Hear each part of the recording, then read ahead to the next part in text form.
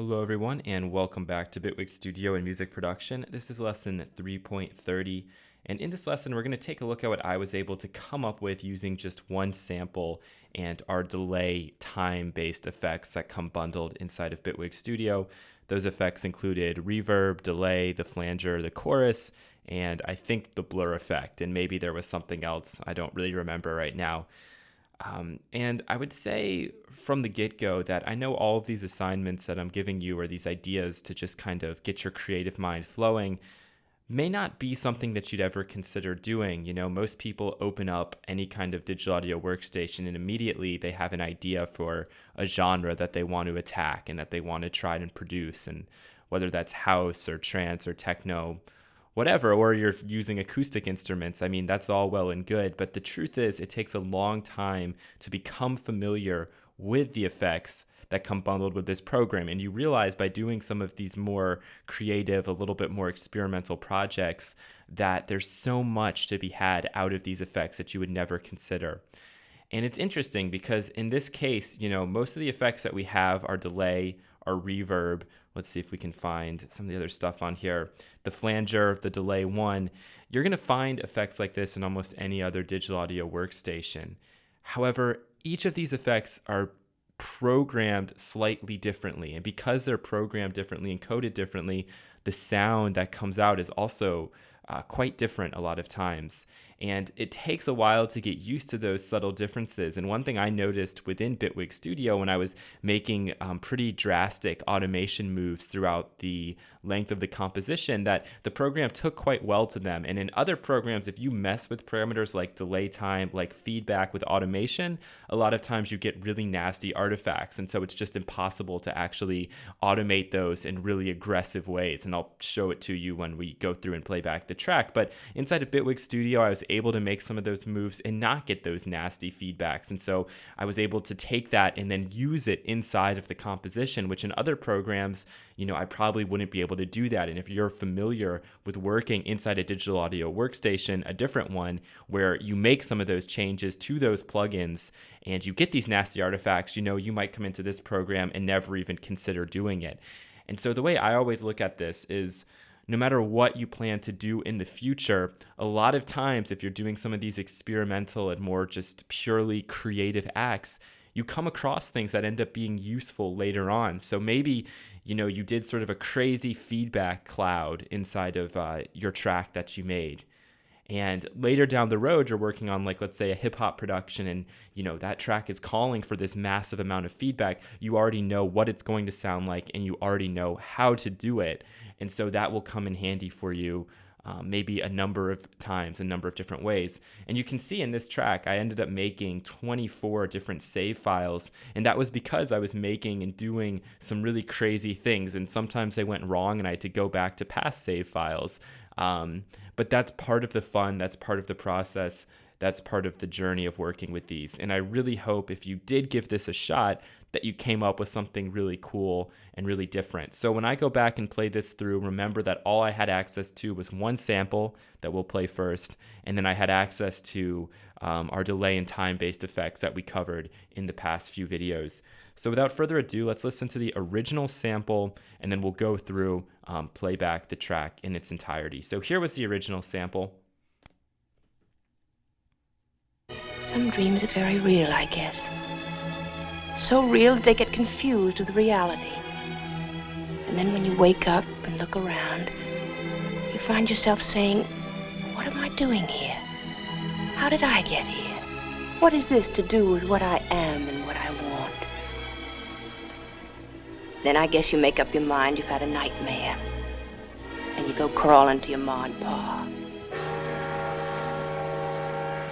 Some dreams are very real, I guess. All right, so extra brownie points to anybody who knows what film that's coming from without looking it up. Let's go ahead now and play back the track. And you're going to see that it's a very simply arranged track, right? You take a look at this. It doesn't look like a whole lot's going on, but trust me, I spent a really long time on this track. And I would say this is one of the more ambitious things I've ever attempted to work on. So we'll play this back. Let me just make sure everything is in order. All these clips are stopped. Something's been soloed. I don't want to be soloed.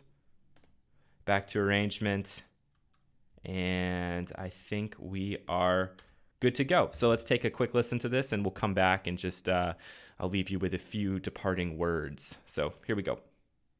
Some dreams are very real, I guess. Very real, I guess. Some dreams are very real, I guess. Very real, I guess. Some dreams, reality. Some dreams, reality. Some dreams,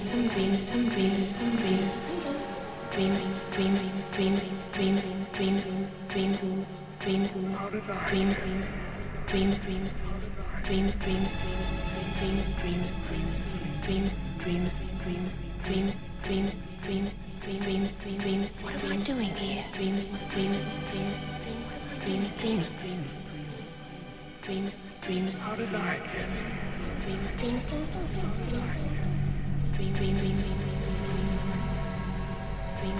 what am I doing here? Dreams, how did I get? Dreams, what am I doing here? Dreams, what am I doing here? Dreams, how did I get? Dreams, how did I get?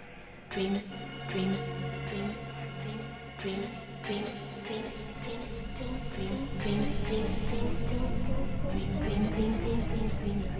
dreams, dreams, dreams, what am I doing here? Dreams, dreams, dreams, dreams, dreams, what am I doing here? Dreams, dreams, dreams, how did I get?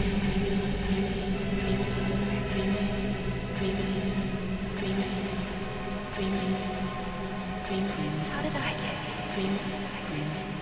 Dreams, what am I doing here?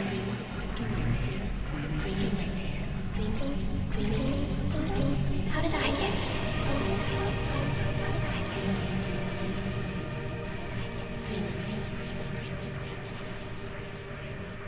What am I doing here? What am I doing here? How did I get?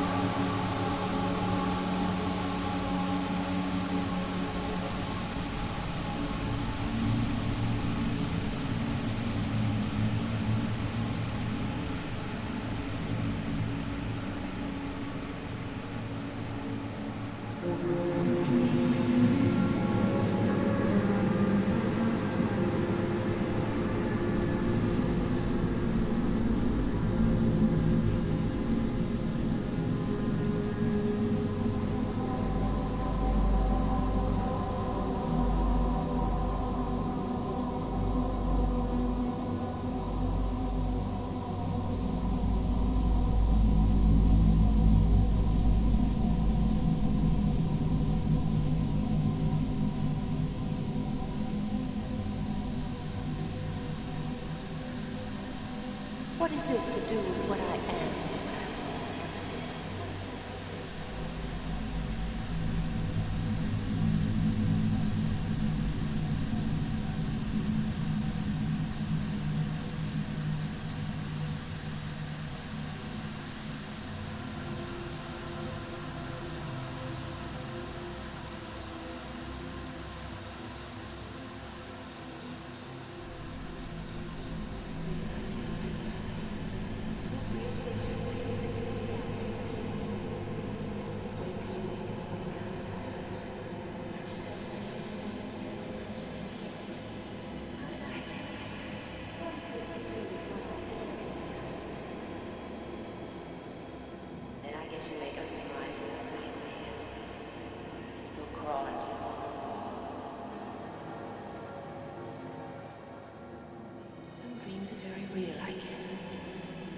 so real they get confused with reality. And then when you wake up and look around, you find yourself saying, what am I doing here? How did I get here? What is this to do with what I am and what I want? Then I guess you make up your mind you've had a nightmare. And you go crawling to your ma and pa.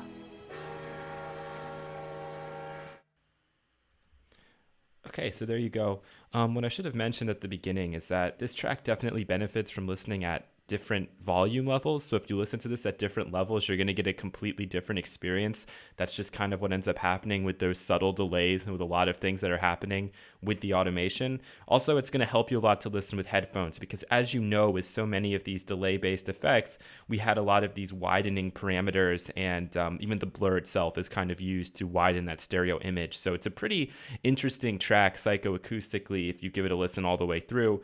Like always, I'll upload it to SoundCloud if you want to take another listen to it, or if you don't, that's fine too. I don't really care, but all in all, what I was trying to convey to you guys with this track, which again, all these tracks I'm making, I'm trying to use as examples for what I'm talking about, is just how much you can get out of these seemingly very simple effects, especially when you start to combine them serially like we've done here. And in certain cases, I ran a blur into a blur, or I'd run a delay into a reverb and then another delay. So there's so much you can do. You just have to really sit there and think about what's happening and try to make moves and try to predict what's going to happen after you do it. But again, sometimes what you think is going to happen, what actually happens, are two very different things. But that's part of the fun. That's part of the experimentation process. There are certain things when you're working with delays and feedbacks that aren't a lot of fun. For example, you have to really tweak those knobs to get them just right so the delays end when you actually want them to end. That was one thing I struggled with quite a bit. And also, there are certain parameters that if you do make really aggressive moves to, you're going to get some clicks and some pops in the feedback. Specifically, if you mess with the reverb size of the room, that was the one I noticed that would give me a lot of pops and clicks. The last point I want to make is just how sort of flexible this program is in terms of making these sorts of really fun, experimental, sound artsy kind of tracks. A lot of times you see inexperienced or young producers go down, make a track, and there's like 100 tracks going on, right? And each one has a different plugin on it, and each one has 100 different effects, and they've come from all over the place. And very rarely do they actually come with the host software. And so we have our little DSP, our little computer processing graph up here. And you noticed when I was playing this back, this wasn't spiking at all, and I don't really have that strong of a computer, and yet I used a million different reverbs and a ton of delays and lots of feedback, and usually that's going to make a pretty big hit on your CPU usage, or in this case, your digital signal processing power within your computer. I found that even though I used a ton of reverbs and was doing a ton of automation, it took very little hit, and that's something to keep in mind because there are times when you're going to be working on tracks and you are going to be tempted to go and reach for those really CPU heavy plugins.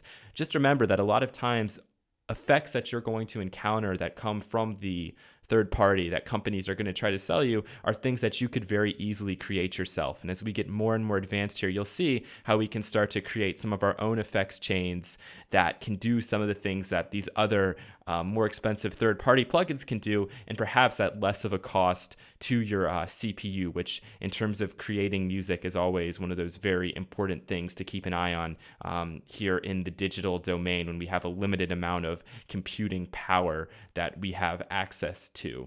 So I think that's all I wanted to say for this. I will upload it again to SoundCloud, and I hope you guys have had a lot of fun working on this. In the next videos, we're going to dive into some more of these effects and explain how exactly they're working. So thank you so much for taking a listen and for tuning in, and I will catch you again in the next lesson.